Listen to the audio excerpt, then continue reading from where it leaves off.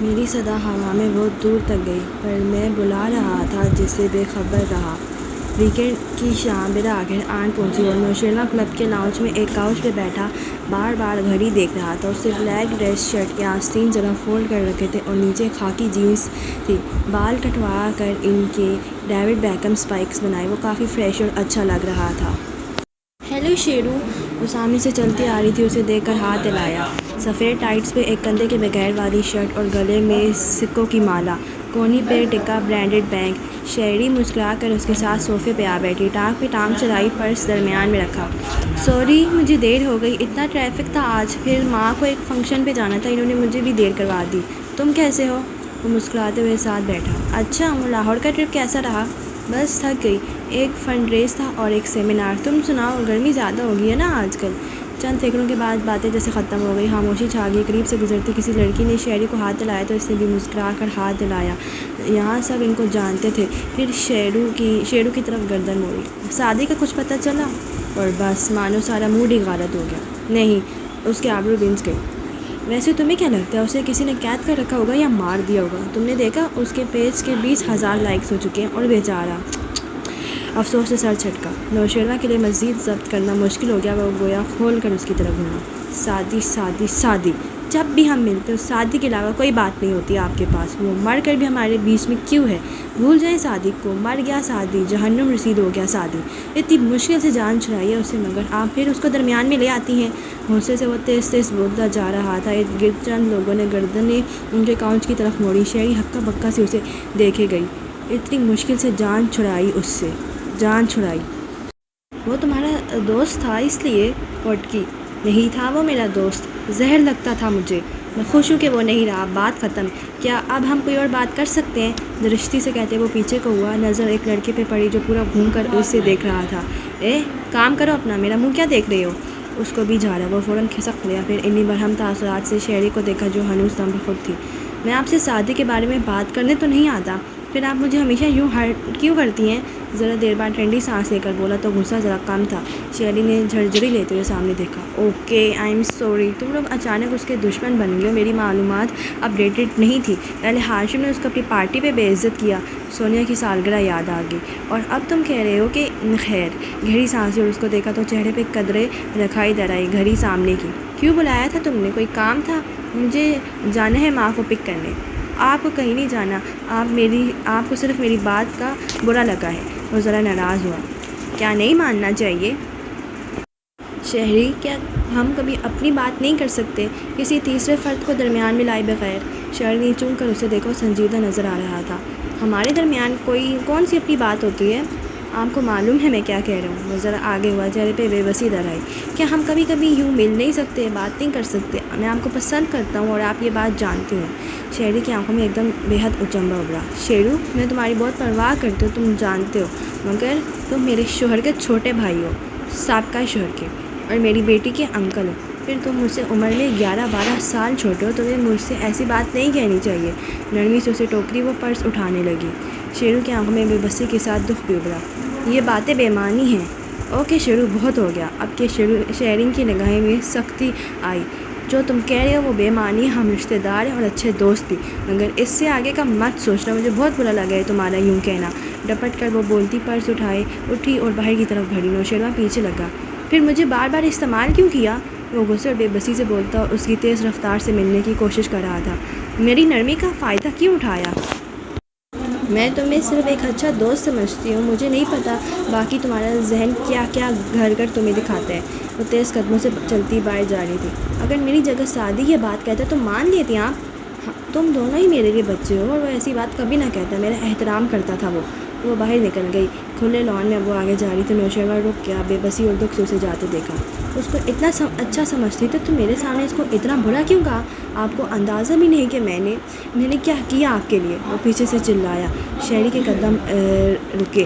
وہ گھومی، ہاتھ کا چھجا ماتھے پہ بنا کر دھوپ کے باعث پتلیاں سکیر کر اسے دیکھا۔ وہ گلابی چہرے کے ساتھ آنکھوں میں پانی لیے غصے اور صدمے سے اسے دیکھ رہا تھا۔ گیٹ آ لائف شیرو۔ وہ واپس پلٹ کر آگے بڑھ گئی، اس شے کو ذہن سے جھٹکتی جو نوشیروان کے الفاظ اور انداز اسے بتا رہے تھے۔ کچھ عجیب سا تھا اس کے سرخ بھبو کے چہرے پہ اس وقت۔ وہ کسی اعتراف سے چند لمحوں کی دوری پہ تھا۔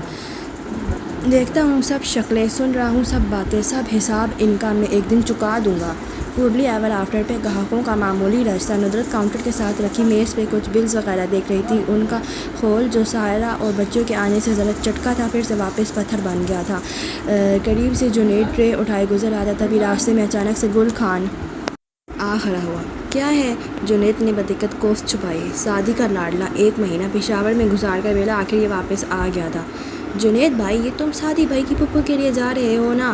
ٹرے میں کافی کے مگ کی طرف اشارہ کر کے اس نے کہا۔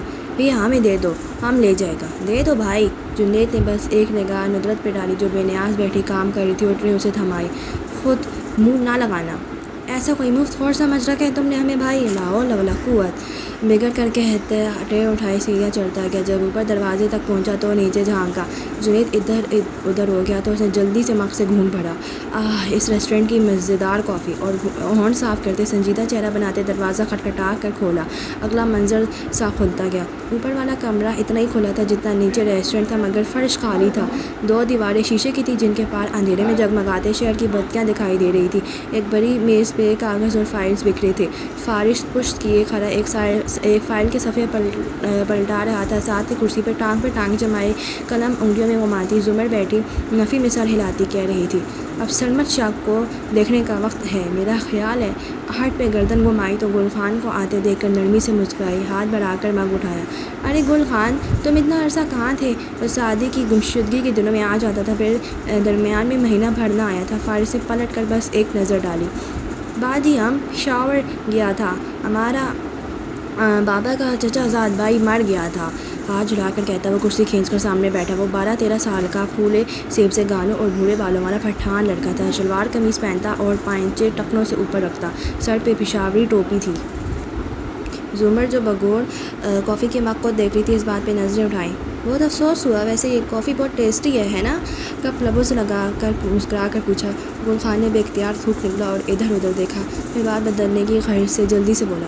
باجی تم ادھر کیا کر رہی ہو؟ نیچے کسٹمرز ہوتے ہیں اور مجھے کام کرنے کے لیے جگہ چاہیے تھی، اوپر والا ہال ویسے بھی رینوویشن کے لیے بند پڑا تھا، سو بھابھی نے مجھے دے دیا۔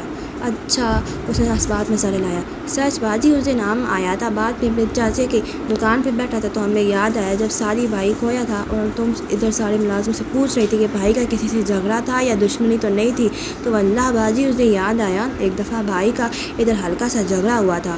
ریسٹورنٹ کے باہر کی سمت اشارہ کیا۔ اور جو دیوار پہ لگی تصویریں دیکھتے کچھ سوچ رہا تھا، چن کر گل خان کو دیکھنے لگا جو زمر کے سامنے بیٹھا بتا رہا تھا۔ زمر نے ٹانگ سے ٹانگ کٹائی اور سیدھی ہو کر بیٹھی، آنکھیں سکیڑی۔ کس سے ہوا جھگڑا؟ ایک آدمی تھا، اس کی مہنگی سی ڈبہ گاڑی تھی، بہت مہنگی والی، پتہ ہے اس کی گاڑی کی؟ جھگڑا کس بات پہ ہوا تھا؟ فارس نے ٹوکا۔ ہمارے اوپر تھا۔ اس پٹھان ایلن آف ٹرائی نے فخر سے سینے پہ ہاتھ مارا۔ وہ ہم کو کچلنے والا تھا، مگر ابھی ہماری زندگی باقی تھی، ہم بچ گیا۔ وہ نکلا اور ہمیں انگریزی میں ڈانٹا، تبھی سعدی بھائی نکل کر آیا اور اس کو بھی انگریزی میں کوئی لمبی سی بات کہی، پھر وہ کار میں بیٹھا اور چلا گیا۔ اور جھگڑا کب ہوا؟ مطلب دونوں نے ایک دوسرے پہ ہاتھ اٹھایا، گالیاں دی؟ وہ پوچھ رہی تھی۔ گل خان کو اپنی روادات ایک دم ہلکی لگنے لگی، ذرا ڈھیلا پڑا۔ نہیں، ایسا کچھ نہیں ہوا، مگر جو اسے انگریزی میں بولا۔ تمہیں انگریزی آتی ہے؟ فارس نے پھر ٹوکا۔ گل خان کی غیرت اور حمایت پہ گویا تازیانہ پڑا تلملا کر گھما۔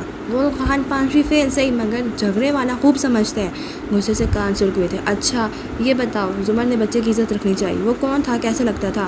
گل خان نے ایک اونہ والی نظر فارس پہ ڈالی، اداکارہ کی طرح سر جھٹکا اور باجی کی طرف متوجہ ہوا۔ یہ ملکہ کی آن بان والی باجی سے بہت اچھی لگتی تھی اور اس کا شوہر اتنا ہی برا۔ اب اتنا شکل نہیں یاد، مگر ایسے پش کپڑے تھے، بال اوپر کھڑے تھے اور ہونٹوں سے نیچے پہ چھوٹی سی داڑھی تھی۔ French cut? ہاں وہی۔ اور باجی اس کا گاڑی بہت مہنگا تھا، کوئی 4-5 کروڑ کا ہوگا۔ زمر نے گہری سانس لی، بچہ اب لمبی چھوڑ رہا تھا۔ تمہارا مطلب ہے 4-5 لاکھ؟ نہیں باجی، 4-5 لاکھ 3-4 گاڑیاں گل خان میں خرید لیں، اس کا گاڑی کروڑوں کا تھا، سعدی بھائی نے خود بتایا تھا۔ اس نے ذرا بے بسی سے زور دیا۔ زمر اب اس کو جانے کا کہنے لگی تھی کہ فارس ایک دم چونکا۔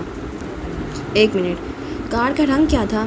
سفید۔ اس کی آنکھیں چمکی۔ فارس اور زمر نے ایک دوسرے کو دیکھا۔ نوشیروان کی رولز رائس ایک دم ذہن میں جھماکا ہوا، مگر جنید کو بلایا تو اس نے عام سے انداز میں سارا قصہ دہرایا۔ فارس بھائی کوئی جھگڑا وغیرہ نہیں ہوا تھا، یہ بچہ انتہائی بدتمیز اور شرارتی ہے، اس کی گاڑی کے نیچے آنے لگا تھا۔ غلطی اس شخص کی نہیں تھی۔ سعدی بھائی باہر گئی اور جا کر اسے صرف بات کی۔ میں ذرا دور تھا اور سنا نہیں، مگر آدمی غصے میں لگتا تھا، ظاہر ہے بچہ مرتے مرتے بچہ تھا۔ سعدی بھائی نے بس ٹھنڈے طریقے سے اسے دو چار باتیں کہی، وہ پلٹ کر چلا گیا جواب میں کچھ بھی کہے بغیر۔ پھر میں نے بعد میں پوچھا کہ یہ کون تھا؟ سعدی بھائی نے کہا میرا پرانا دوست ہے۔ ٹھیک ہے، کوئی ایسی بات نہیں ہے، میں دیکھ لوں گا۔ فارسی میں تاثر سے انداز میں دونوں کو جانے کا اشارہ کیا۔ گل خان نے ایک پرامید نگاہ زمر پہ ڈالی جو کچھ سوچ رہی تھی، اور پھر دوسری شدید کینت توز اور رقابت سے بھری فارس پہ ڈالی، اور پھر بے دلی سے اٹھ کر باہر نکل گیا۔ ریسٹورنٹ کے باہر اپنے پھولوں کے اسٹال کے ساتھ آ کر وہ کھڑا ہوا تھا اور سخت قبیحہ خاطر لگ رہا تھا۔ ہمارا بات کا تو کوئی اہمیت ہی نہیں ہے، سارا بات بازی اسی فارس بھائی کا سنتی ہے، ہر روز شام کو ادھر آ جاتا ہے۔ غصے سے منہ میں بڑبڑاتا رہا، پھر احتیاط سے لباس کے اندرونی جیب میں ہاتھ ڈال کر کچھ نکالا تو چہرے پہ غصے کے ساتھ ساتھ دکھ بھی تھا۔ شکل کا اچھا ہے تو کیا ہوا، گل خان بھی کسی سے کم نہیں، اب جب تک یہ باجی کے پاس رہے گا ہم بھی یہ ہیرے والی چابی باجی کو نہیں دے گا۔ ٹوٹی کھول کر دیکھی تو اس میں سیاہ مصنوعی ہیرے والی کی چین تھا جس پہ اینڈز ایور آفٹر لکھا تھا، اور اس میں چابیوں کے ساتھ ایک سلور پین بھی نتھی تھا۔ گل خان نے چند لمحے افسوس سے سعدی کے کی چین کو دیکھا اور پھر اسے احتیاط سے واپس اندرونی جیب میں رکھ کر جیب کی زپ بند کی، ایک کینہ توز نظر اوپر ریسٹورنٹ پہ ڈالی اور پھر سر جھٹک کر اسٹال کی جانب متوجہ ہو گیا۔ اس کے جانے کے چند لمحے بعد وہ دونوں خاموش بیٹھے رہے تھے۔ سونیا کی سالگرہ والے دن بھی شیرو نے سعدی سے تلخ کلامی کی تھی، میں درمیان میں آیا تو وہ ٹھنڈا پڑ گیا۔ خیر وہ اس کا دوست تھا، دوستوں میں ایسی باتیں ہو جاتی ہیں، وہ کہنے کے ساتھ فون پہ نمبر ملا رہی تھی۔ فارس خاموش ہو گیا مگر وہ کچھ سوچ رہا تھا۔ نوشیروان، میں زمر بات کر رہی ہوں۔ گہری سانس لی۔ میں اب ڈی اے نہیں ہوں، آپ مجھے صرف مسز زمر کہہ سکتے ہو۔ اچھا آپ گھر پہ ہو؟ اوکے، میں تراویح کے بعد گھر آ جاؤں گی، مجھے آپ سے ملنا ہے۔ اور موبائل کان سے ہٹایا۔ فارس سینے پہ بازو لپیٹے میز کے کنارے سے ٹیک لگائے کھڑا اسے دیکھ رہا تھا۔ وہ سعدی کا دوست ہے، میں اس پہ شک نہیں کری، مگر ہو سکتا ہے وہ سعدی کے مزید دوستوں کے بارے میں کچھ جانتا ہو۔ وہ لڑکی جو سعدی کے ساتھ ہی مبینہ طور پہ شاید وہ اس کو جانتا ہو اور کچھ تو چھپا رہا ہے۔ ویسے وہ الٹی کھوپڑی کا بگڑا بچہ، اس کا دماغ اتنا دور تک نہیں جایا کرتا، پھر بھی آپ اس سے یہ بات کلیئر کر لیجیے گا۔ اس نے عادتاً اسٹکی نوٹس کا پیڈ اٹھایا، قلم سے اس پہ لکھا، گل خان ڈبہ گاڑی نوشیروان، اردو میں یہ الفاظ کر اسے میز کے کونے پہ چپکا دیے تاکہ زمر کو یاد رہے، اور خود مڑ کر دیوار کی طرف چلا گیا۔ ہم اے ایس پی کی بات کر رہے تھے فارس، ہم اس کو کارنر کرنا چاہیے۔ نہیں، پہلے ڈاکٹر بخاری، اس کا انداز قطعی تھا۔ وہ سرجن جس نے سعدی کو آپریشن کیا تھا وہ اس رات کال پہ نہیں تھا۔ سعدی کو اسپتال لانے کے بعد وہ اچانک سے آیا اور اوورٹیک کر لیا۔ اس نے وارڈ بوائز کو بھیجا اور اسی نے سعدی کو ہسپتال سے نکلوایا ہے۔ اور راہداری جس کی اصلی فوٹیج نکال کر ایک ہی کلپ بار بار دہرایا گیا ہے، میں نے اسے ملحقہ وہ راہداریوں کی فوٹیجز چیک کی ہیں۔ دو لوگ باری باری وہاں مڑے ہیں، ایک اے ایس پی اور وہ دوسرا وہ ڈاکٹر، یعنی اے ایس پی نے ڈاکٹر کے ساتھ اس کوریڈور میں باتیں کی تھی اور بعد میں وہ فوٹیج مٹا دی تاکہ پتہ نہ چل سکے کہ ان دونوں نے مل کر یہ کام کروایا ہے۔ اس لیے پہلے ڈاکٹر۔ تم نے کہا تھا کہ ہر چیز میری مرضی سے ہوگی، سب آپ کی مرضی سے ہو رہا ہے، کیا واقعی آپ کو سعدی واپس چاہیے کیا نہیں؟ وہ چپ ہو گئی۔ ٹھیک ہے، پہلے ڈاکٹر صحیح، قلم انگلیوں میں گھماتی وہ خشک سا بولی، کام اپنی جگہ، گریز اور اعراض اپنی جگہ۔ اگر مجھے تمہارے اس کے لیے مخلص ہونے کا یقین نہ ہوتا تو میں کبھی بھی تمہاری بات نہ مانتی۔ اور قلم گھماتی انگلیاں تھمی، نگاہیں میز کے کنارے چپکے نوٹ پہ جا ٹھہری تھیں جو فارس نے ابھی لگایا تھا۔ گل خان ڈبہ گاڑی نوشیروان۔ اس نے ان الفاظ کو پڑھا، ایک دفعہ، دو دفعہ، شاید 10 دفعہ نگاہ اٹھا کر فارس کو دیکھا، پھر ان الفاظ کو، پھر نوٹ اتار کر مٹھی میں دبایا، پرس اٹھایا اور ایک عجیب سی نظر اس پہ ڈالتی دروازے کی طرف بڑھ گئی۔ فارس نے اچنبھے سے اسے جاتے دیکھا۔ اب اسے کیا ہوا؟ پھر تو نہیں دماغ الٹ گیا؟ کیا روز تماشا کے نیا خواب، نیا غم، مرنے کی جو ٹھانے تو ایک بار میں مر بھی۔ قصر کاردار میں ڈنر ٹیبل خوبصورتی سے سجا تھا، سب کھانا کھا رہے تھے جب زمر کا فون آیا۔ نوشیروان نے موبائل بند کیا تو ہاشم اور جواہرات اسی کو دیکھ رہے تھے۔ زمر تم سے کیوں ملنا چاہتی ہے؟ پتہ نہیں، شہری کے صبح والے برتاؤ کے بعد وہ بدقت سنبھلا ہوا لگ رہا تھا۔ اس کال پہ رنگ سفید پڑ گیا تھا، نگاہیں جھکا لیں۔ ہاشم نے نیپکن مروڑ کر میز پر ڈالا، اکتاہٹ اور بیزاری سے جواہرات نے باری باری دونوں کو دیکھا۔ ہاشم کیا ہو رہا ہے؟ سنگین نظروں سے اسے دیکھ کر پوچھا تو ہاشم کرسی دھکیل کر اٹھا۔ میرے کمرے میں آئیں، ساتھ ہی ڈیوٹی پہ کھڑی فیونا کو جانے کا اشارہ کیا۔ وہ فوراً پلٹ گئی۔ ہاشم تم میرے کمرے میں آئیں ممی۔ ایک ملامتی نظر نوشیروان پہ ڈال کر وہ آگے بڑھ گیا۔ نوشیروان بیزاری اور تلملاہٹ سے اٹھا۔ चंद 15 मिनट बाद हाशिम के बंद दरवाजे के पीछे का मंजर कतई खुशगवार नहीं नजर आ रहा था। नौशेरा बेड के किनारे बेजारी से सर झुकाए बैठा था। हाशिम काउच पे टांग जमाए सोफे की पुश्त पे बाजू फैलाए बड़ा आसमान था और जवाहरात वो जले पेड़ की शीरनी की तरह आगे पीछे चक्कर काट रही थी। उसकी रंगत सफ़ेद और सुर्ख के दरमियान बदलती रहती और आंखों में सदमे, बेयकीनी, गुस्सा सब कुछ था। तुम रुक कर नौशेरा को घूरा और 3 उंगलियों से उसकी ठोड़ी पकड़कर ज़ोर से झटका दिया। शेरू ने ऊँ पर परे हटाया। तुम इंतहाई एहसान फरामोश इंसान हो। उसने तुम्हारी जान बचाई और तुमने उसको मार दिया। और तुम पलट कर शोला बार नज़र हाशिम पे डाली। अगर वो मर रहा था तो क्या ज़रूरत थी उसको इतने तरद्दुद से वहाँ से निकालने की। इतनी देर से बोल बोल कर अब हाँफने लगी थी। उसको मरने देता और शेरू को कातिल बना देता। क्या ये इतने बड़े गिल्ड के साथ सारी ज़िंदगी गुजार सकता था? वो भी भरम हुआ। शेरू कुछ बड़बड़ाया। और मुझे बताने का इरादा कब का था भी या नहीं? ओके मम्मी, बहुत सुन लिया मैंने, अब बस करें, बैठें और सोचें कि अब क्या करना है। ज़ुमर शेरू से क्यों मिलना चाहती है? तुम मुझे बताओगे कि अब क्या करना है? वो घुटराई थी। इस घर की इस एम्पायर की मलका हूँ मैं। ये फैसला मैं लेती हूँ कि कौन क्या करेगा, समझे तुम? हाशिम गहरी सांस लेकर रह गया। ये संभाल रहे हो तुम चीज़ें कि अभी 1.5 माह नहीं हुए उसे खोए। और ज़ुमर को इस पर शक हो गया। अलामती नज़र इन दोनों पर डाली। उसको किसी पर सुकून नहीं आ रहा था। शेरू पे कोई शक नहीं कर सकता। ये इस वक्त दुबई में था। उसके पासपोर्ट पे मोहर है। इस घर के मुलाजिमों की आंखों पे तो मोहर नहीं थी। किसने देखा तुम्हें उस रोज़ घर पे? बोलो शेरू। उसके सर पे खड़ी गुर्राई वो जल्दी जल्दी कहने लगा। फ़ियोना ने और रुका ज़रा सोचा। मैं रात कमरे में बंद रहा। फ़ियोना आई थी। फिर सुबह मैं हाशिम भाई और आप ऑफिस के लिए जल्दी निकल गए थे। गेट के दोनों गार्ड ने देखा। और हाँ, डाइनिंग हॉल में। फहरिस्त मत बताओ, मुझे मालूम है उस रोज़ सुबह ड्यूटी पे कौन कौन था। फ़ियोना काबिल भरोसा, मगर उसके अलावा सबको मैं फायर करके दूसरे शहरों में अच्छी नौकरियां दिलवा दूंगी। अगले माह से हम नया स्टाफ रख रहे हैं। वो रुकी। फारिस ने तो नहीं देखा तुम्हें? और एकदम नौशेरा सीधा हुआ। उसे याद आया। ज़ुमर दिए, उसने देखा था मुझे। सफ़ेद पड़ते चेहरे के साथ शेरू ने दोनों को देखा। हाशिम भाई उनकी शादी की सुबह उनके घर से जब निकले तो मैं इधर बैल्कनी में खड़ा था। वो बाहर निकली तो उसने मुझे देखा था। ओह, उसे सब समझ आने लगा। उस दिन जब मैंने इसे बताया कि मैं इसकी शादी से पहले दुबई जा चुका था तो वो पूरी बात सुनकर हाशिम का दिमाग घूम गया। ये बात ज़ोर देकर कहने की क्या ज़रूरत थी? मेरे खुदाया, नौशेरा मैं क्या करूं तुम्हारा? मोबाइल उठाते वो खड़ा हुआ। मैं ज़ुमर के पास तुम्हारे साथ जाऊंगा और बात संभाल लूँगा। अगर बिल्कुल नहीं। जवाहरात सुलगती नज़रों से उसे घूरती उसके सामने आ खड़ी हुई। उसको बेबी सिट करना छोड़ दो हाशिम, इसको अपने मसले खुद हल करने दो। वो अकेला जाएगा और वो खुद ज़ुमर को कन्विंस करेगा। वो एक कारदार है। अगर वो सादी को गोली मार सकता है तो वो कुछ भी कर सकता है। हाशिम शदीद गैर आरामदेह हुआ। मगर मम्मी, ज़ुमर को शक। नौशेरा को अब आदत डाल लिया हाशिम अपने बेबे काम खुद संभालने की। मैं इसकी तरफ आई और इन्हीं शोला बार नज़रों से उसे देखा। ज़िंदगी में पहली और आखिरी दफ़ा तुमसे पूछ रही हूँ, क्या तुम अपने मसले खुद संभाल सकते हो? जी। शेरू ने अस्वाब में सर हिलाए। ओके। और एक दफ़ा फिर बारी बारी दोनों को घूरा। लानत है तुम दोनों पे। ज़ुमर कार खड़ी करके घास पर उतर रही थी कि मिसेस ज़ुमर की आवाज़ आई जो किसी दरमियान में थी। पलटी। नौशेरा चिल्ला आ रहा था। जीन्स की जेबों में हाथ डाले और चेहरे पर दोस्ताना मुस्कुराहट। ओह नौशेरा, उसे इससे बात करनी थी। ज़हन इतना उलझा हुआ था कि फरामोश कर गई। और कदम कदम चलता करीब आया। सब्ज़ा ज़ार तारीख था। टैक्सी के बरामदे की बत्तियाँ जल रही थी। वो बिल्कुल सामने आया तो चेहरा रोशनी में आया। मुझे आपसे बात करनी थी। दरअसल वो रुका। ज़ुमर ठहर कर सुनने लगी। मैंने उस दिन आपसे झूठ बोला था कि मैं आपकी शादी के लिए दुबई गया था। इसके चेहरे पे माज़रत ख्वाना अंदाज़ था। मैं आपकी शादी के वक्त इधर ही था। इनफैक्ट अगली सुबह भी इधर ही था। जब भाई ऑफिस गया था मैं अपना सामान पैक करके निकला था। मुझे मालूम है, मगर आपने मुझसे झूठ क्यों बोला? उसे पतले सुकेर कर घोर से शेरू को देखा। क्योंकि आपने मुझे बालकनी में देख लिया था स्मोकिंग करते हुए। निगाहें पेशमानी से झुकाएं। मैं सिगरेट नहीं पी रहा था, वो ड्रग्स थे। ओह, उसकी आंखें ताजुब से फैली। आप ड्रग्स इस्तेमाल करते हो? प्लीज़ मम्मी, आप भाई को मत बताइएगा। भाई मुझे जान से मार देगा, इसलिए मैंने आपसे झूठ बोला। आप मम्मी को बता देंगी, मुझे यही डर था।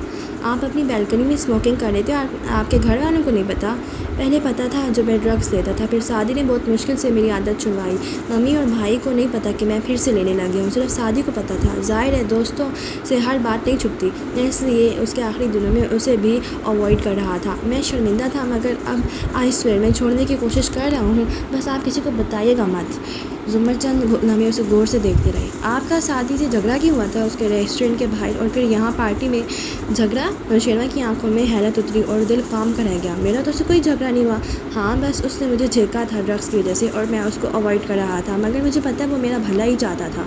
اوکے تھینک یو نوشیروان، اس نے سر ہلایا، الوداعی انداز میں عجلت میں گھر کی طرف چلی گئی۔ اس کے ذہن میں فی الحال کچھ اور چل رہا تھا۔ نوشیروان نے مسکراتے ہوئے اسے واپس جاتے دیکھا اور پلٹ گیا۔ جیبوں میں ہاتھ رکھے، ہاتھ میں پسینے بھیگ چکے تھے اور دل ہنوز زور زور سے دھڑک رہا تھا۔ حلق خشک تھا، مگر جواہرات کے لیے اعتماد اور ہاشم کی آدھے گھنٹے کی وٹنس پریپریشن نے واقعی ثابت کر دیا تھا کہ وہ ایک کاردار ہے۔ آخری کہکہ اسی کا ہوگا۔ میں اپنی جفاؤں پہ نادم نہیں ہوتا، میں اپنی وفاؤں کی تجارت نہیں کرتا۔ زمر اندر آئی تو ابا وہیں بیٹھے تھے لاؤنج میں، صداقت اور سیم ٹی وی کے آگے جڑ کر بیٹھے کوئی دو کان رمضان ٹرانسمیشن دیکھ رہے تھے، ڈھیروں ثواب کما رہے تھے۔ وہ سلام دعا کیے بغیر سیدھا اوپر چلی گئی۔ ابا نے فکر مندی سے اسے دیکھا۔ کمرے میں آ کر اس نے چیزیں گویا پھینکی اور فارس کی لکھی چٹ لیے ڈریسنگ ٹیبل تک آئی۔ مخالف خانے کھولے، آگے پیچھے ہاتھ مارا، بےحد آرگنائزڈ۔ زمر کو وہ ڈبی ڈھونڈنے میں 3 منٹ لگے۔ اس نے سیاہ مخملی ڈبی کھولی۔ کسی زمانے میں اس ڈبی میں اس کو وہ لونگ ملی تھی اور لونگ کے ساتھ ایک چٹ بھی تھی۔ زمر نے وہ چٹ نکالی اور پھر دونوں پرچیاں کھول کر سامنے کیں۔ الفاظ مختلف تھے مگر دونوں اردو میں لکھی تھی۔ لکھائی نہ اچھی تھی نہ بری، مگر وہ ایک تھی۔ کاف کی آنکھ، لام یا نون کی گولائی بالکل ایک سی تھی۔ وہ وہیں زمین پہ بیٹھتی چلی گئی۔ حق تک متحر شل بار بار ان الفاظ کو میچ کیا، بالکل ایک سے۔ پھر سنگھار میز پہ ہتھیلیاں رکھ کر وہ کھڑی ہوئی تو آئینے میں عکس نظر آیا۔ گھنگریالے بال کھلے تھے، چہرہ زرد، آنکھوں میں عجیب سی حیرت اور صدمہ تھا، اور ناک میں لونگ دمک رہی تھی۔ وہ ننھا سا ہیرا اس وقت زمر یوسف کی پوری زندگی کو تہ و بالا کر رہا تھا۔ پھر ان بھوری آنکھوں میں غصہ ہوا۔ اس نے نوچ کر وہ لونگ اتاری، مگر وہ شے کی طرح ڈبی میں ڈال کر بند کی۔ پھر باہر نکلی، ساتھ والے کمرے کا دروازہ کھٹکھٹایا۔ ہینا نے فوراً ہی کھول دیا۔ اس کو دیکھا تو ذرا ٹھہری۔ اس کی آنکھوں میں سرخ لکیریں ابھری ہوئی تھیں، لب بھنچے ہوئے تھے، اور ناک میں لونگ نہیں تھی۔ حنین کی الجھی ہوئی نگاہیں اس کے ہاتھ پہ جا رکی۔ زمر نے ہتھیلی سیدھی پھیلا رکھی تھی۔ میری نوز رنگ حنین جی، میں نے کہا حنین یوسف کہ میری نوز رنگ واپس چاہیے۔ چبا چبا کر الفاظ ادا کیے۔ حنین کی ٹانگوں سے جان نکل گئی۔ اس نے پہلی دفعہ زمر کو اپنے سامنے اتنے کٹیلے اور سرد لہجے میں بات کرتے دیکھا تھا، اور جیسے زمر کو 2 جمع 2 4 کرنے میں چند منٹ لگے، ہینا کو بھی تھوڑی ہی دیر لگی۔ وہ خشک لبوں پہ زبان پھیرتی پلٹی اور الماری کھولی، آگے پیچھے ہاتھ مارا، پھر ڈریسنگ ٹیبل تک آئی، اس کے ایک ایک خانے کو چیک کیا، زرتاشا کی ساری چیزیں الٹ پلٹ کر دی، کچھ البمز، کچھ سیڈیز، بے حد ڈس آرگنائز۔ حنین کو نت کی ڈبی ڈھونڈنے میں کچھ دیر لگ گئی، اور پھر اس نے جھکی نظروں کے ساتھ ڈبی اس کی طرف بڑھائی۔ زمر نے اسے جھپٹا اور ملامتی نظروں سے اسے گھورتی مڑ گئی۔ فارس اور ندرت اکٹھے واپس آئے تو رات مزید تاریک ہو چکی تھی۔ وہ لاؤنج میں کھڑا بڑے ابا سے رسمی کلمات کر رہا تھا جب ہینا آہستہ سے اس کے قریب آئی۔ جب وہ متوجہ نہ ہوا تو اس کی کونی ہلائی۔ وہ چونک کر مڑا۔ کیا؟ حنین نے آبرو سے اوپر کمرے کی طرف اشارہ کیا۔ انہیں کیسے پتہ چلا؟ کیا؟ فارس کو چنبا ہوا۔ اوہ، تب اس کی پیشی نہیں ہوئی تھی۔ پھپھو کو دیکھ لی، وہ آتے ہی ساتھ کمرے میں بند ہو گئی ہیں، ہلکا سا کہا، مگر ندرت نے سن لیا، ابا نے بھی، سیم نے بھی گردن موڑی۔ لاؤنج میں ایک دم خاموشی چھا گئی۔ فارس نے محسوس کیا سب اسی کو دیکھ رہے ہیں۔ وہ کسی سے بھی نگاہ ملائے بغیر سیڑھیاں چڑھتا اوپر چلا گیا۔ کمرے کا دروازہ کھلا تو وہ بیڈ کے کنارے بیٹھی تھی، رخ موڑے۔ وہ اندر آیا، کوٹ اتارا، اسے لٹکایا، سرسری سی نظر اس کے سر کی پشت پہ ڈالی۔ کمرے میں خاموشی تھی، اسے سمجھ نہیں آیا کہ کیا ہوا ہے، اور تب ہی اس کی نگاہ اپنے صوفے پہ پڑی۔ اس کے سرہانے سیاہ مخملی ڈبی رکھی تھی۔ فارس نے چونک کر اسے دیکھا جب اٹھ کھڑی ہوئی تھی، اور اس کے سامنے سینے پہ بازو لپیٹے چپتی نظروں سے اسے دیکھ رہی تھی۔ فارس کے چہرے کے تاثرات سخت اور سپاٹ ہو گئے۔ ڈبی اٹھائی اور اسے سنگھار میز پہ زور سے رکھا۔ واپس کرنے سے بہتر ہے اسے پھینک دیں۔ زمر کی آنکھوں میں دکھ کے ساتھ ملامت بھی ابھری۔ تم کب مجھے دھوکہ دینا چھوڑو گے فارس؟ میں نے کوئی دھوکہ نہیں دیا۔ وہ بھی سامنے آ کھڑا ہوا اور لہجے کو برہم کیا۔ اسٹوڈنٹ ٹیچرز کو گفٹس دے دیتے ہیں، میں نے بھی دے دیا، پہننا یا نہ پہننا آپ کا فیصلہ تھا۔ تم نے اپنا نام کیوں نہیں لکھا اوپر؟ آپ میری لکھائی پہچان سکتی تھی۔ اگر تمہیں بھول گیا تو یاد کروا دوں، قانون کی کتابیں انگریزی میں ہوتی ہیں، میں نے تمہاری انگریزی کی لکھائی دیکھی تھی صرف۔ پھر تم نے نام کیوں نہیں لکھا؟ اس کی آواز بلند ہو رہی تھی۔ اوکے فائن، وہ بھی اونچا بولا تھا، نہیں لکھا، ٹھیک ہے نہیں لکھا، تو کیا کریں گی آپ؟ زمر کی آنکھوں میں پانی سا بھر آیا۔ تم اتنے سال میرا مذاق اڑاتے رہے، تمہیں بالکل کوئی لحاظ نہیں آیا، میں تمہاری ٹیچر تھی، بولی وہ غصے سے تھی مگر آواز گیلی تھی، اور ان بری آنکھوں میں آنسو دیکھنا فارس نے سر جھٹکا۔ جب آپ کو گولی مار سکتا ہوں تو کچھ بھی کر سکتا ہوں، میں تو ہوئی برا، اسے میری طرف سے پھینک دیں اسے یا آگ میں ڈال دیں، مجھے کوئی فرق نہیں پڑتا، لیکن اگر آپ کا یہ خیال ہے کہ میں معذرت کروں گا تو میں یہ نہیں کرنے لگا، بلکہ میں تھک چکا ہوں آپ کو وضاحتیں دے کر۔ اس لیے میرا دماغ خراب کرنے کی ضرورت نہیں ہے. اس وقت آپ میری ٹیچر تھیں, مجھے جیل بھیجنے والی گواہ نہیں تھیں. وہ واپس مڑا, چابی اٹھائی اور دروازے کی جانب بڑھا. تب دیکھا ذرا سی درز کھلی تھی. وہ دروازہ پورا بند کرنا بھول گیا تھا. یا اللہ, اس کا دماغ سنسنا اٹھا. ساری آوازیں نیچے گئی ہوں گی. مڑ کر ایک نظر زمر پہ ڈالی جو خاموش کھڑی آنکھوں میں پانی اور ڈھیروں غصہ لیے اسے دیکھ رہی تھی, اور پھر نکلا. زور سے دروازہ بند کیا. نیچے لاؤنج میں سناٹا تھا. حنین, ندرت, ابا, سیم سب اوپر ہی دیکھ رہے تھے. وہ سنجیدہ چہرے کے ساتھ بینچیں تیزی سے سینے اترتا گیا. ندرت اٹھی. فارس, کہاں جا رہے ہو؟ کہاں سے جا رہا ہوں, آ جاؤں گا. ہاتھ جھلا کر ان کو اشارہ کرتا وہ باہر نکل گیا. حنین, جاؤ, اس کو روکو, اسے کہو مت جائے. مگر حنین وہیں بیٹھی رہی. امی خیر ہے, بیٹھ جائیں, وہ آ جائیں گے. اس نے بظاہر خود کو بے فکر ظاہر کیا, البتہ بار بار پریشان نگاہ اوپر اٹھتی تھی. اسے پتہ تھا فارس ابا سے شرمندہ ہے کہ انہوں نے اسے ان کی بیٹی کے ساتھ اس طرح بات کرتے سنا ہوگا. بہت اندر تک جلا دیتی ہیں وہ شکایتیں جو کبھی بیان نہیں ہوتی. ندرت چند لمحے چوکھٹ میں کھڑی رہی, پھر واپس آئیں. سیڑھیوں کے پاس ٹھہر کر گردن اونچی کی. زمر, زمر. ان کی آواز میں کچھ ایسا تھا کہ حنین چونکی, ابا بھی چونکے. سعدی کے جانے کے بعد پہلی دفعہ ان کی آواز سنی تھی, اور آنکھوں میں غصہ, بلند آواز سنی تھی. زمر کمرے سے باہر آئی اور اوپر ریلنگ کے کنارے رکی. گیلی آنکھیں رگڑتی تھی. جی, وہ پرسکون نظر آنے کی کوشش کر رہی تھی. تم نے فارس کو کیا کہا ہے؟ وہ کیوں چلا گیا ہے؟ اوپر کھڑی زمر کی آنکھوں میں ذرا تعجب سا ابھرا, الفاظ پہ نہیں, انداز پہ. میں نے اسے کچھ نہیں کہا, ابھی تو کچھ کہنا شروع بھی نہیں کیا تھا. ہم نے خود سنا ہے تم دونوں جھگڑ رہے تھے. وہ پریشان تھی اور غصے میں تھی. تم اس کے ساتھ ایسا سلوک کیوں کر رہی ہو؟ یہ شادی تمہاری مرضی کے بغیر تو نہیں ہوئی تھی. حنین نے چہرہ موڑا. کچن کے دروازے پہ کھڑا صداقت بنا پلک جھپکے ادھر دیکھ رہا تھا. اس نے صداقت کو متوجہ کیا. وہ چونکا, کھلا منہ بند کیا. جاؤ اپنے کوارٹر میں, ادھر کیا کر رہے ہو؟ لپٹ کر بولی تو وہ شرمندہ سا فوراً باہر کھسک گیا. ادھر زمر آواز نیچے کی کہہ رہی تھی. ایسا کچھ نہیں ہے بھابھی, میں نے ایسا کچھ نہیں کیا, وہ خود گیا ہے. سعدی بھی ایسے ہی گیا تو پھر واپس نہیں آیا. اب فارس بھی نہیں آئے گا. تم نے اسے مجبور کیا ہے گھر چھوڑنے پہ. سعدی بھی تمہاری وجہ سے گیا تھا. ان کی آنکھوں میں آنسو تھی اور آواز غصے سے بلند ہو رہی تھی. میری وجہ سے؟ زمر دم بخود رہ گئی. ہاں, تم اس روز سعدی سے لڑی تھی, میں نے خود سنا. تم اس کو ڈانٹ رہی تھی, اس کے بعد وہ گھر سے چلا گیا, واپس نہیں آیا. حنین کو لگا کسی نے اس کے منہ پہ بیلچہ دے مارا. وہ ہکا بکا سی کھڑی ہوئی. نہیں امی, پھپھو تو میرے لیے, میری سائڈ لے رہی تھی. اس نے وحشت سے زمر کو دیکھا جو ریلنگ پہ ہاتھ کھڑے سن رہی تھی. سعدی میری وجہ سے نہیں گیا بھابھی. تم نے فارس کو گھر سے نکالا ہے جیسے تمہاری امی نے مجھے نکالا تھا. تم لوگوں نے ساری زندگی ہمارے ساتھ یہی کیا ہے, اب تم فارس کے ساتھ وہی کر رہی ہو. دکھ سے ان کی آواز پھٹ رہی تھی. ندرت, ابا نے برہمی سے اسے ٹوکا. میری امی کے بارے میں کچھ مت کہیے, اور سعدی میری وجہ سے نہیں گیا. وہ بدقت بول پائی. اس کی آنکھیں گلابی پڑنے لگی تھی. میں اس سے نہیں لڑی تھی, صرف ذرا سا خفا. تمہیں کیا حق ہے اس سے خفا ہونے کا؟ وہ ایک دم زور سے چلائی. حنین ڈر کر 2 قدم پیچھے ہٹی. وہ میرا بیٹا تھا, تمہارا بیٹا نہیں تھا.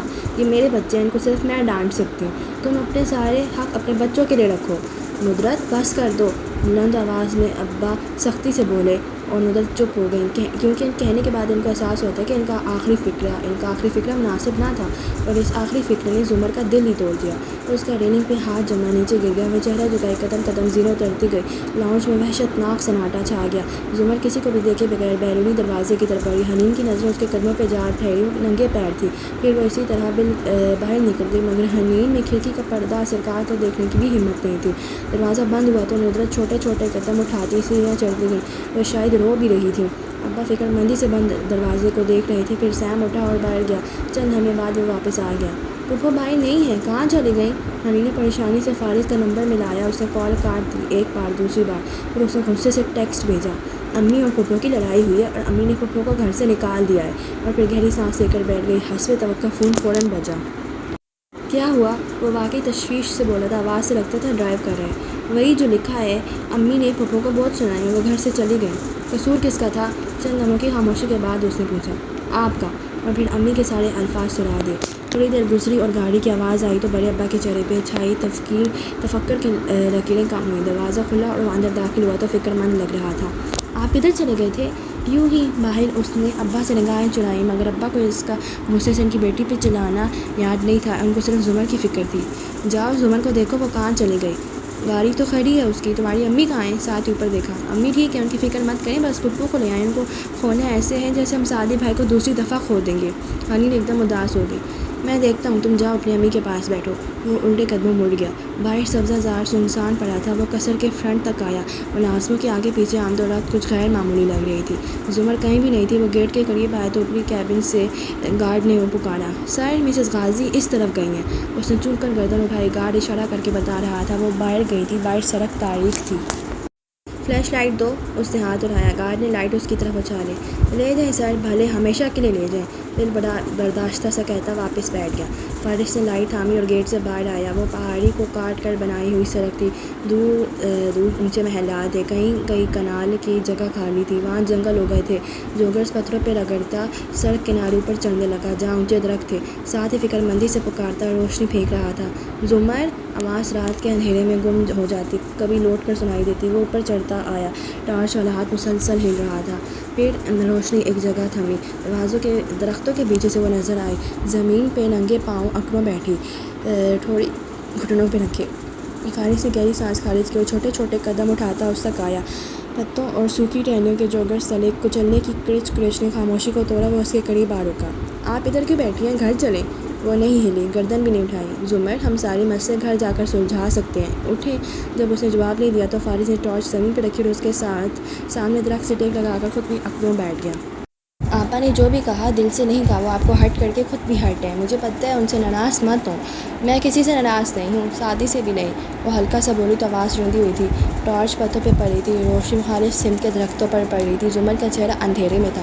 ان کو پتہ ہے آپ شادی سے خفا نہیں تھی، نہ ان کی یہ بات اذیت دے رہی ہے۔ زمر نے سر اٹھا کر اسے دیکھا، اس کی آنکھوں میں آنسو تھے۔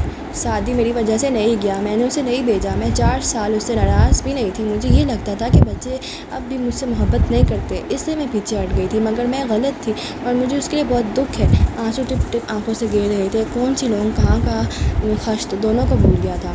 رات کا سناٹا اور جنگل کے اونچے درخت خاموشی سے سن رہے تھے۔ سامنے تنے سے ٹیک لگائے فارس نے دکھ سے اسے دیکھا۔ سب کو پتہ ہے یہ بات، میرے پاس کوئی امید نہیں ہے سوائے ان بچوں کے، مگر نہیں، اس نے نفی میں سر ہلایا، یہ میرے بچے نہیں ہیں، میرا تو کوئی بھی نہیں ہے۔ اگر شادی کو ہم واپس لائیں، سب ٹھیک ہو جائے تو سب سیٹل ہو سکتے ہیں، سوائے میرے۔ میرا کیا ہوگا؟ آنسو برابر گرتی جا رہی تھی۔ اس نے چہرہ جھکایا اور ناک سکوڑ کر پانی اندر اتارا۔ وہ واقعی آپ کے بچے نہیں ہیں، وہ آپ کے بھتیجے ہیں، اور یہ ایک مختلف رشتہ ہوتا ہے، اس کے اپنے حق ہوتے ہیں اور وہ آپ سے کوئی نہیں چھین سکتا۔ زمر نے جواب نہیں دیا، جھکے چہرے پہ لڑکتے آنسو اندھیرے میں بھی اسے دکھائی دے رہے تھے۔ ہلکی سی ہوا چل رہی تھی جس سے اس کے گھنگھرالے کھلے بال بار بار اڑا کر چہرے پہ آ رہے تھے۔ مجھے دوبارہ کبھی خوشی نہیں مل سکتی جو کبھی میرے پاس تھی۔ زمر، مت روئیں، آپ کو روتے دیکھ کر مجھے افسوس ہوتا ہے، آپ پہ یہ سوٹ نہیں کرتا، آپ مضبوط اچھی لگتی ہیں، اور مغرور بھی اور اکڑ بھی۔ اس نے چہرہ اٹھایا، گیلی آنکھوں میں تعجب در آیا۔ وہ اس کے آنسوؤں کو دیکھتے ہوئے کہنے لگا، اور بدتمیز بھی، اور روڈ اور بوسی اور بے مروت بھی۔ وہ نرمی سے ایک ایک لفظ گنواتا جا رہا تھا۔ چند لمحے وہ اس کو دیکھتی رہی، پھر ہلکا سا مسکرائی اور ہتھیلی کی پشت سے آنسو صاف کیے۔ میں ایسی نہیں ہوں، گردن کرا کر بھیگی آنکھوں سے مسکرا کر بولی، میں کنٹرولڈ، ٹھنڈے اور شائستہ مزاج کی ہوں۔ آپ کی ڈکشنری میں شائستگی کی تعریف کیا ہے؟ وہ بھی ذرا سا مسکرایا۔ زمر ہاتھ سے آنسو پوچھتی ہلکا سا ہنستی، عورتوں کو ایسے ہی ہونا چاہیے جیسی میں ہوں۔ پھر مسکراہٹ آہستہ آہستہ سمٹی۔ چند لمحے پہلے کی تلخی نے دل کو دوبارہ سے کسک دیا۔ اس نے گردن موڑ کر دور تک پھیلے درختوں کو دیکھا، کہیں دور کبھی کسی گاڑی کی زن سے گزرنے کی آواز سنائی دیتی، پھر سناٹا چھا جاتا۔ کیا وہ مجھ پہ اتنی خفا تھی؟ وہ پھر سے آزردہ بولی۔ انہیں آپ پہ غصہ نہیں ہے، ان کو الزام دینے کے لیے کوئی چاہیے، ہم سب کو چاہیے ہوتے ہیں۔ وجہ یہ گھر ہے، ان کی اس گھر سے اچھی یادیں وابستہ نہیں ہیں۔ مطلب؟ وہ ٹھہر کر اسے دیکھنے لگی۔ اندھیرے میں سامنے بیٹھے فارس کا چہرہ مدھم سا دکھائی دیتا، مگر اس پہ آنچ سی تھی۔ ابھی گھر چلیں، پھر کسی وقت ان سے پوچھ لیجیے گا۔ نہیں، بتاؤ، میں سن رہی ہوں۔ وہ دھیان سے اسے دیکھ رہی تھی۔ فارس سے گہری سانس لی۔ یہ میری امی کا گھر ہے، اور کہتے کہ ساتھ ٹارچ اٹھائی کہ اسے بند کر دے، تبھی روشنی زمر پہ گری تو وہ چونکا۔ ٹارچ اس کے اوپر ڈالی۔ زمر نے آنکھیں چوندیا کر چہرہ پلٹ آیا۔ وہ اس کے قدموں میں دیکھ رہا تھا، کپڑوں پہ مٹی، کانٹے، اور پاؤں کو کیا ہوا آپ کے؟ چوم کر اس کے چہرے کو دیکھا۔ آپ گری ہیں؟ زمر نے سر جھٹکا۔ شاید۔ اس نے روشنی اس کے پاؤں پہ ڈالی، انگوٹھا خون میں ڈوبا تھا۔ وہ اٹھ کھڑا ہوا۔ گھر چلیں؟ تو میرے ساتھ زبردستی نہیں کر سکتے، تمہیں پتہ ہے۔ ہمیشہ کے برعکس وہ غصے یا سختی سے نہیں بولی تھی، بس تھکن سی تھی آواز میں۔ اچھا، میں آتا ہوں۔ جانے لگا، پھر رکا۔ میرے آنے تک ادھر سے ہلے گا نہیں، ورنہ میں قسم کھا کر کہتا ہوں آپ ابھی مجھے جانتی نہیں ہیں۔ تنبیہ کرتا وہ نیچے اترتا گیا، ٹارچ بجھا دی، گیٹ تک دوبارہ آیا تو گارڈ کا کیبن خالی تھا۔ کیبن کی سیڑھی کے آس پاس دیکھا، مدھم مدھم سی آوازیں آئیں، فوراً قریبی درخت کی اوٹ میں ہوا، پھر ٹونیوں کے درمیان سے جھانکا۔ گارڈ کی پشت سے اس کے سامنے فیونا کھڑی رہی تھی۔ مجھے واقعی نہیں معلوم کہ وہ سارے اسٹاف کو کیوں نکال رہے ہیں، مگر اکبر تم بے فکر رہو، میں اپنے اسٹاف کی ہیڈ ہی نہیں خیر خواہ بھی ہوں۔ میں مسز کاردار سے کہہ دوں گی کہ تم لوگ جاؤ گے تو میں بھی جاؤں گی، اور وہ تمہیں ایک بہتر پیکیج دے دیں گی اور تم ٹھہر جاؤ گی۔ اگر تمہاری جگہ میری اینجی ہوتی تو وہ ہم سب کے لیے لڑتی۔ وہ مایوس لگ رہا تھا۔ میرا قصور نہیں ہے سب میں، یہ مسز زمر نے کیا۔ انہیں کا فون آیا تھا اور اس کے بعد مسز کاردار نے یہ حکم جاری کیا۔ وہ اوٹ سے نکلا اور آواز دی، اکبر! گارڈ فوراً گھوما، فیونا بھی چونکی، وہ چلتا ہوا ان تک آیا۔ میری بیوی کو چوٹ لگی ہے، کچھ لا دو اپنی پٹی وغیرہ کے لیے۔ فیونا کو مخاطب کیا تو وہ فوراً تابعداری سے آگے ہوئی۔ اکبر اپنے کیبن سے ایڈ باکس لے آؤ، سر چوٹ سے زیادہ ہے، میں ڈاکٹر کو فون کروں یا پھر میں ان کی پٹی کر دوں؟ میں کر لوں گا۔ اکبر پیکٹ لے آیا تو فارس ورنر پہ گہری نظر ڈالتا چیزیں لیے پلٹ گیا۔